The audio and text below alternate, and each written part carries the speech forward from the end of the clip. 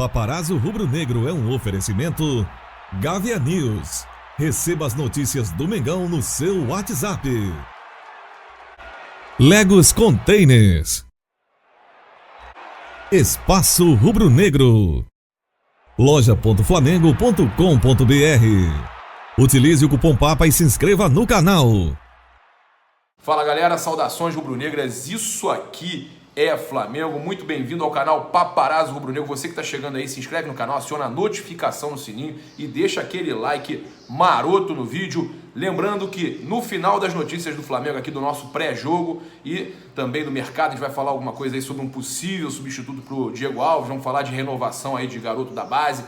Então fica até o final, porque no final tem a sequência da entrevista do Rodolfo Landim. A gente acabou optando por publicar aqui no canal mesmo a segunda parte da entrevista, onde ele fala de estádio também, tá certo? Então tem muitas perguntas, entre elas estádio. A entrevista com o candidato da Chapa Roxa à presidência do Flamengo, Rodolfo Landim. Então agora eu vou passar para vocês a lista de relacionados do Flamengo, já direitinha, já com cada posição.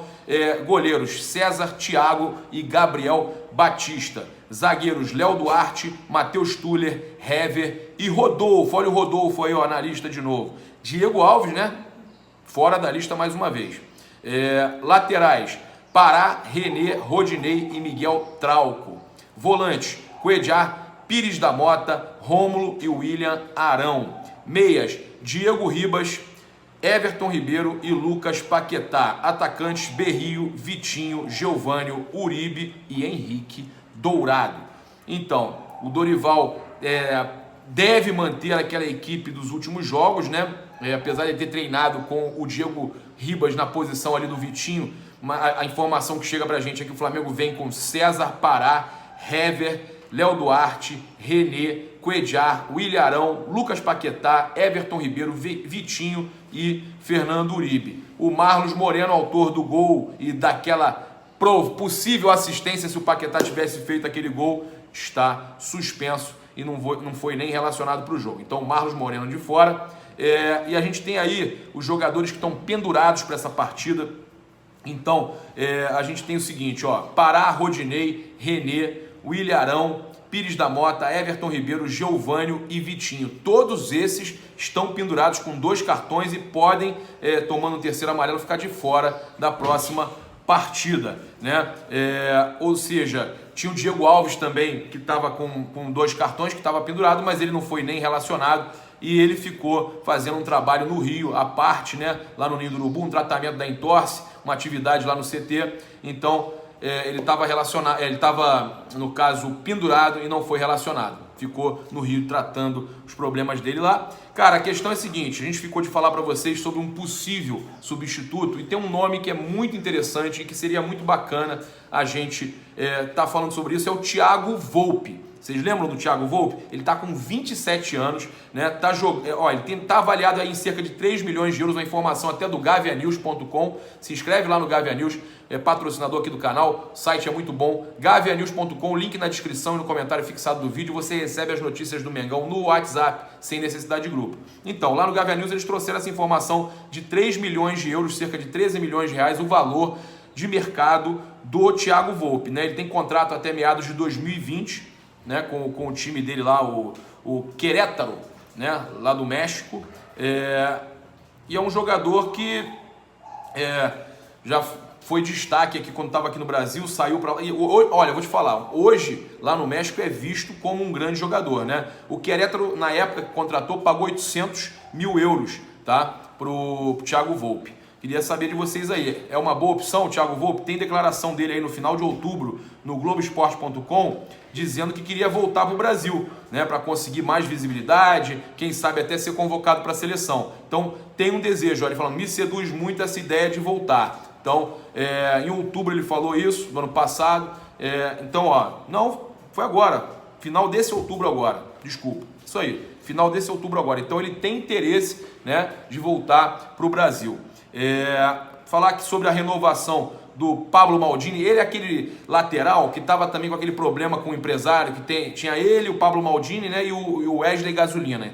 Muita gente achando que nenhum dos dois ia renovar, que o empresário estava fazendo uma série de exigências. O Flamengo conseguiu renovar por 3 anos com o Pablo Maldini, tá?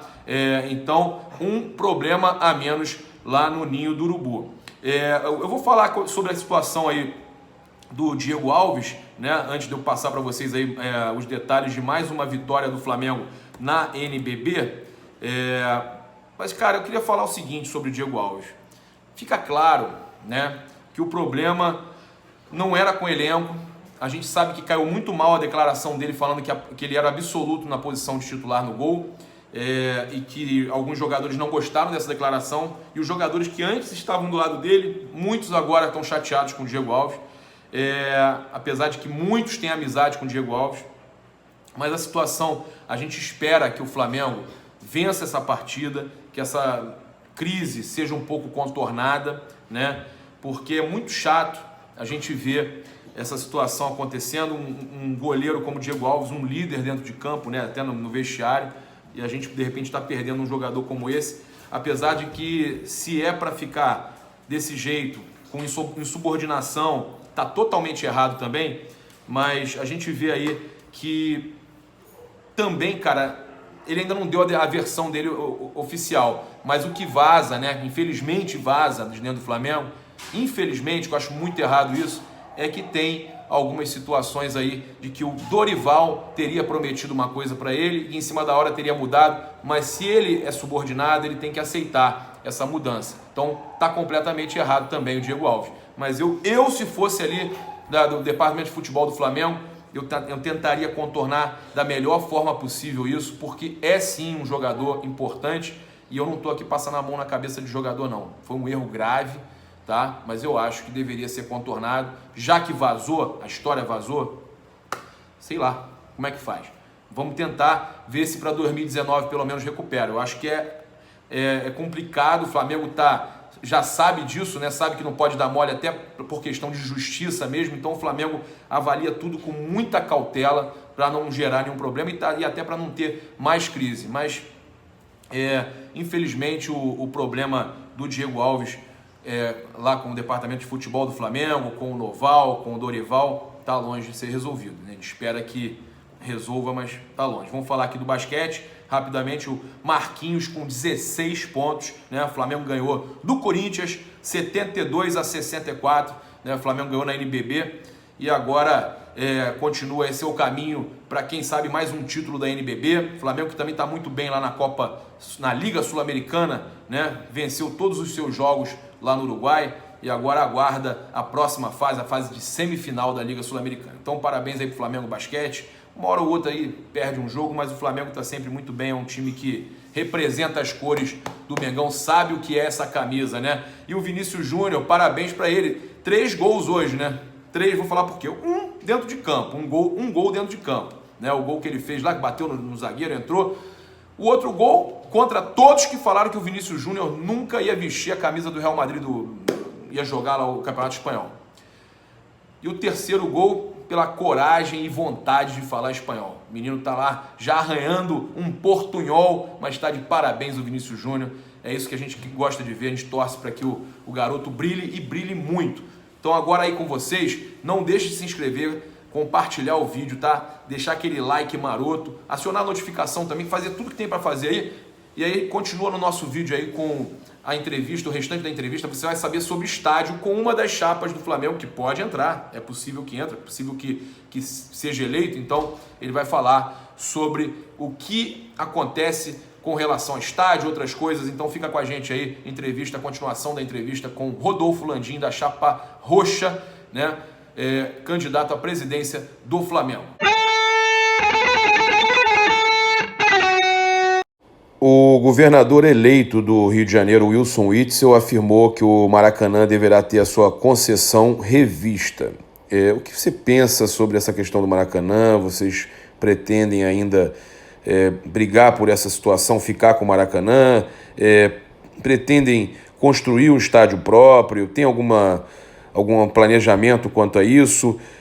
A gente teve aí a gestão atual, né, procurando terrenos, saiu a informação agora que tem um terreno na Barra, que eles estariam pensando em até fazer a opção de compra, e aí cairia na sua gestão caso seja eleito. O que você pensa disso? Tem muita coisa para falar aqui, Paparazzo. Vamos lá. A primeira coisa é o seguinte, a gente sabe que tem esse negócio do estádio, é algo por onde passa muita demagogia dentro do clube, né? E em primeiro lugar. Mas vamos lá. Existem 3 frentes que eu acho que a gente tem que atuar com relação ao estádio. A primeira delas é que o Flamengo tem um contrato assinado com o Maracanã, que a gente sabe que houve aí o cancelamento dessa concessão, mas ele não sabe se isso aí, como é que isso vai judicialmente evoluir. Mas uma vez que isso continue válido, o Flamengo tem um contrato e o Flamengo vai ter que honrar esse contrato pelo menos pelos próximos 2 anos, o que nos dá um prazo para mais duas atividades que a gente pode fazer em paralelo. A primeira delas é essa que você está falando aí, é a gente tentar buscar participar do processo de operação do Maracanã, que sempre foi um pleito nosso e que na verdade não foi possível porque o modelo que foi escolhido pelo governo anterior e que foi feita a licitação excluiu a possibilidade dos clubes participarem da sua operação, o que foi sempre um pleito do Flamengo e que é um pleito nosso. Então certamente nós vamos estar trabalhando com isso e vamos estar conversando com o governador, inclusive muito em breve. A gente já estamos trabalhando para conversar com ele, inclusive antes da nossa eleição, da eleição do dia 8 de dezembro, a gente tem uma conversa com ele sobre esse assunto. Então esse é um ponto e a gente vai continuar perseguindo isso. E obviamente vamos estar trabalhando em paralelo, caso nada disso dê certo, em cima do estádio próprio. Agora, nós não estamos querendo aqui fazer demagogia, porque um estádio próprio, ele é complexo e precisa, vamos dizer assim, de uma engenharia financeira muito especial para ser feita, porque hoje um estádio para 40 mil pessoas vai custar aí miseravelmente uns 500 milhões só da parte de construção, fora o custo do terreno, que elevaria isso para uns 650, 700 milhões de reais, o que é muito dinheiro, né? E que poderia gerar, se não for bem equacionado com alguma parceria que fizesse, vamos dizer assim, patrocínio de naming rights ou de alguma outra forma com o clube, levar um nível de endividamento do clube que ia prejudicar depois todo o trabalho de saneamento financeiro que nós já fizemos no clube, que permitiu o clube chegar pelo menos nessa situação que está hoje. Então, isso é muito importante, não vou ficar aqui fazendo demagogia. É óbvio que nós vamos estar também trabalhando essa possibilidade, mas temos que também olhar esses 2 outros caminhos em paralelo. No caso de se optar pela concessão do Maracanã, a chapa já tem empresas parceiras, alguma coisa já definida quanto a isso? Não temos, até porque a nossa expectativa é que nós podemos operar o Maracanã. A gente acha que nós temos a capacitação e podemos criar a capacitação interna para podermos sermos nós os operadores. Agora, é óbvio que a depender do modelo que for colocado, podemos fazer isso associado com alguém, mas isso é uma discussão que nós vamos ter que fazer com o poder concedente, que é o governo do Estado.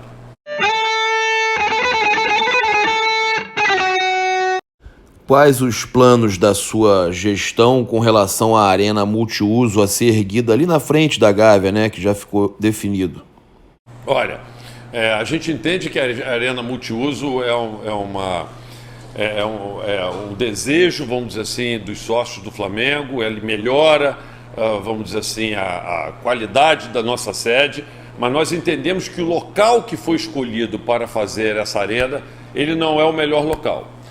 Hoje a gente tem vamos dizer assim, um anteprojeto lá, de um plano diretor do clube, onde a gente imagina, quer dizer, que o melhor local para colocar essa arena multiuso seria hoje, para quem conhece a Gávea, vamos dizer assim, atrás das arquibancadas hoje do nosso estádio, né? A gente entende que aquela área, que é a área da frente do clube, de frente para a Lagoa, aquela é uma área nobre, muito nobre, né? E a gente pretende utilizar aquela área, inclusive agora com o aforamento que a gente tem, com a possibilidade de utilizar aquilo comercialmente para atividades mais nobres do clube, onde possa inclusive gerar receita e com isso melhorar a qualidade dos serviços que o Flamengo vai poder prestar para os seus sócios. Como podemos tornar a Gávea sustentável, já que sabemos que o futebol é que sustenta, né, o clube? Esse é um ponto que eu comentei, quer dizer, esse lado do aforamento, ele traz, vamos dizer assim, uma oportunidade nova para nós, porque a gente pode, aproveitando, vamos dizer assim, toda aquela região, principalmente aquela região de frente para a Lagoa, quer dizer, a gente colocar lá uma série de empreendimentos que venham a trazer, vamos dizer assim, recursos que vão ajudar a sustentar, vamos dizer assim, a sede do clube, somados às receitas que hoje a gente já tem.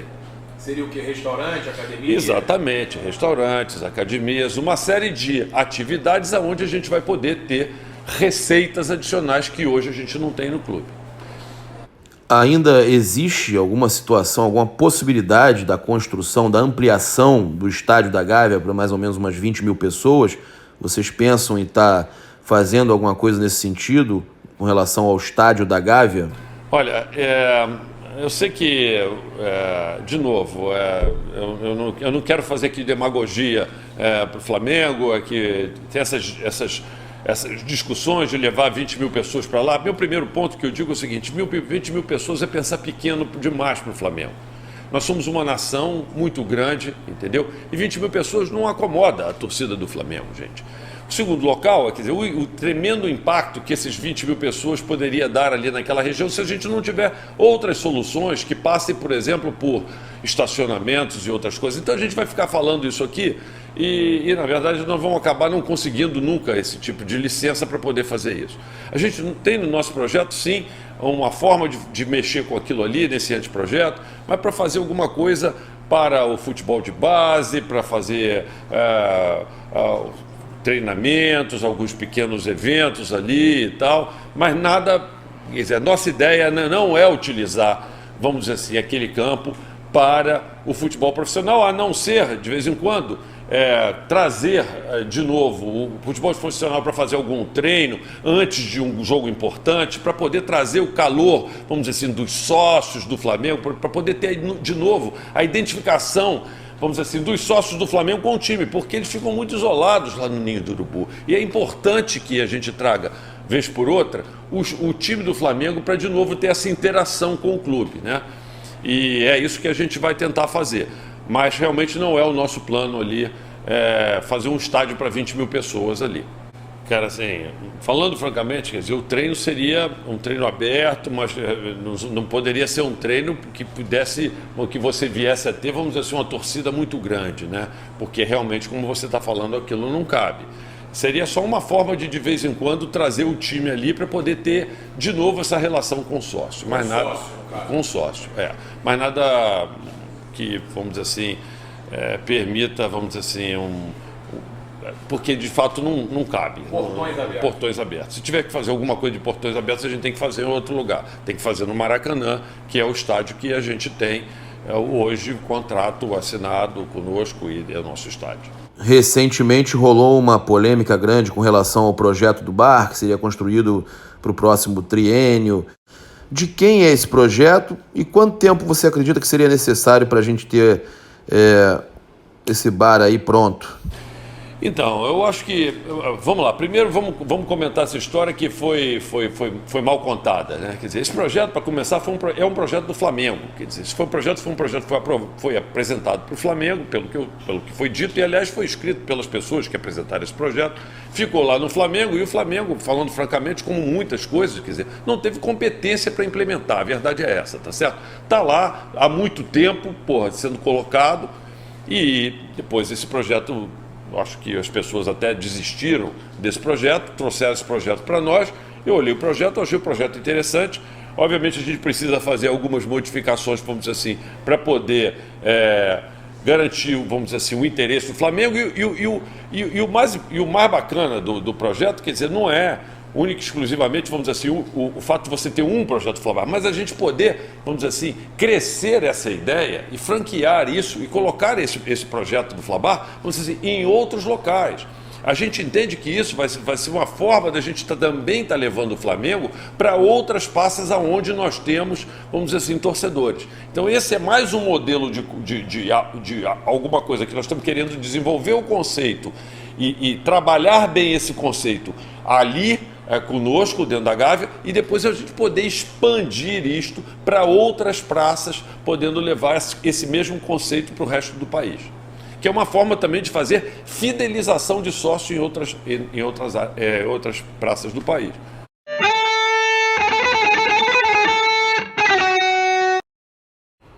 Landim, todos sabem que você é um homem de negócios, um cara muito ocupado, empresa de petróleo, muito se fala que você vai pouco ao Flamengo. Eu queria saber, com relação ao seu comprometimento, como seria para você essa dedicação ao Flamengo, caso seja eleito, caso seja presidente do Flamengo? É possível conciliar? Excelente pergunta, agradeço, né? Então, deixa eu te dizer, Parazzo, assim, eu trabalhei muito ao longo da minha vida profissional. Primeira coisa é o seguinte, eu tenho uma vantagem, eu acho, competitiva sobre as pessoas em geral, porque eu durmo muito pouco. Eu sou um sujeito que, na verdade, acabo dormindo 4 horas e meia por dia. Há muitos anos eu faço isso, né? Isso me dá uma vantagem muito grande. Assim, nos locais onde eu trabalhei, as pessoas me chamavam de 7-Eleven, porque eles diziam que eu começava a trabalhar às 7 da manhã e terminava de trabalhar às 11 horas da noite. Então isso é uma vantagem enorme que a gente tem para poder se dedicar para as coisas. E ao longo da minha vida, eu tive oportunidade de ter muita experiência administrativa que eu tive ao longo e consegui, vamos dizer assim, me resolver financeiramente. Eu hoje sou dono do meu nariz. Eu digo o que eu faço, tá certo? Eu sou dono do meu tempo, tá certo?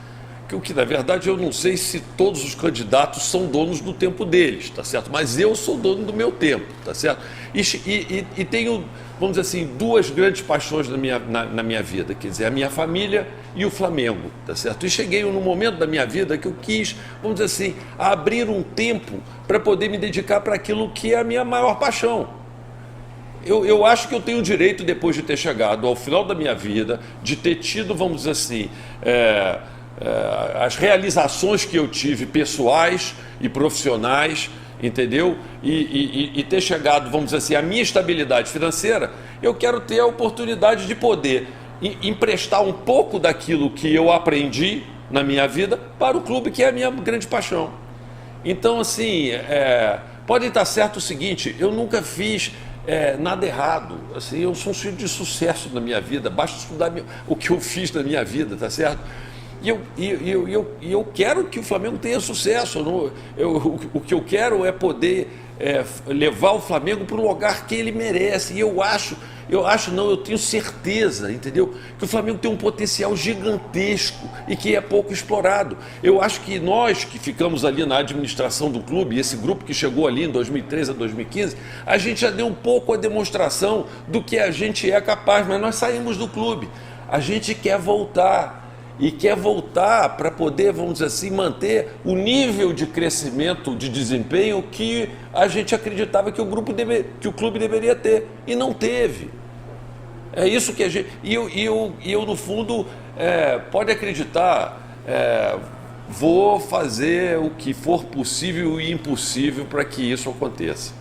Você teve a sua imagem aí associada à Lava Jato, né? Pessoas divulgando imagens em grupos de WhatsApp, em redes sociais, né? Muita coisa sobre a Lava Jato, né?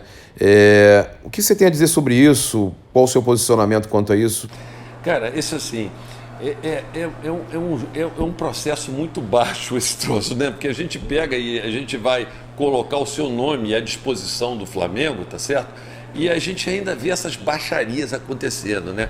Não bastasse, quer dizer, todas as minhas certidões negativas que eu entreguei para o Flamengo, não bastasse, vamos dizer, todo o meu currículo. Quero dizer para as pessoas o seguinte, e que eu sou conselheiro de empresas, tá certo? De capital aberto no exterior, de mais alto nível de governança, onde a vida dos administradores, tá certo? é pesquisada nos detalhes, os níveis de governança e de compliance nessas empresas são assim totais e completos. E eu sou assim, eu trabalho nessas empresas há anos e jamais absolutamente nada foi levantado comigo. Esse é um processo, entendeu? Que é muito baixo e dá a ideia, vamos dizer assim, do desespero, infelizmente, entendeu? Que os nossos adversários devem estar tendo, vamos dizer assim, com essa grande aceitação e esse processo de mudança que nós vamos de fato implementar no Flamengo. Eles gostem ou não, nós vamos ganhar essa eleição e nós vamos transformar o Flamengo em campeão. Simples assim. Agora um recado final de Rodolfo Landim, chapa roxa, candidato à presidência do Flamengo. Eu queria, vamos dizer assim, deixar o seguinte recado. E principalmente para todos os torcedores, mas em especial para os sócios do Flamengo. Eu acho que no dia 8 de dezembro, os sócios do Flamengo vão ter que tomar uma decisão muito importante. Eu espero que eles saiam de casa e vão lá no Flamengo para poder votar e vão decidir o destino do Flamengo nos próximos 3 anos. E no momento que eles estiverem votando ali, eu queria que eles pensassem o seguinte: quem de fato tem, vamos dizer assim, maior capacidade de transformar o Flamengo num clube campeão de novo? Quem traz, vamos dizer assim, a maior bagagem para poder, vamos dizer assim, levar o Flamengo a esse processo de transformação, né? Eu quero dizer para vocês que eu não tenho dúvida nenhuma que isso não está não só comigo, mas com todo o grupo que está em volta de mim. É uma corrente enorme que a gente tem dentro do clube, me apoiando. E queria dizer uma coisa para vocês: não esqueçam de visitar a nossa página e olhar lá que nós não temos um plano de governo como, vamos dizer assim, as outras chapas têm. E a gente sabe que papel aceita tudo. E se a gente for ver, por exemplo, esses planos bonitos de governo que foram feitos ao longo dos anos, nas últimas eleições, e inclusive da chapa atual, você vai ver lá que menos de 30% daquilo foi implementado, tá certo? O que existe ali, e a gente fez questão de discutir muito dentro desse grupo, é um compromisso, gente. Então vejam lá quais são os nossos compromissos que eu estou assumindo com os sócios do Flamengo para fazer esse processo de transformação e o Flamengo voltar a ser campeão. É isso aí, galera. Se inscreve aí no canal, aciona a notificação no sininho, deixa aquele like maroto no vídeo, dá o seu comentário aí se gostou ou não da entrevista. Muito importante pra gente. Não deixe de utilizar o cupom PAPA nas lojas espaçorubronegro.com.br e loja.flamengo.com.br. Valeu, galera. Um grande abraço. Saudações rubro-negras. Isso aqui é Flamengo. Valeu!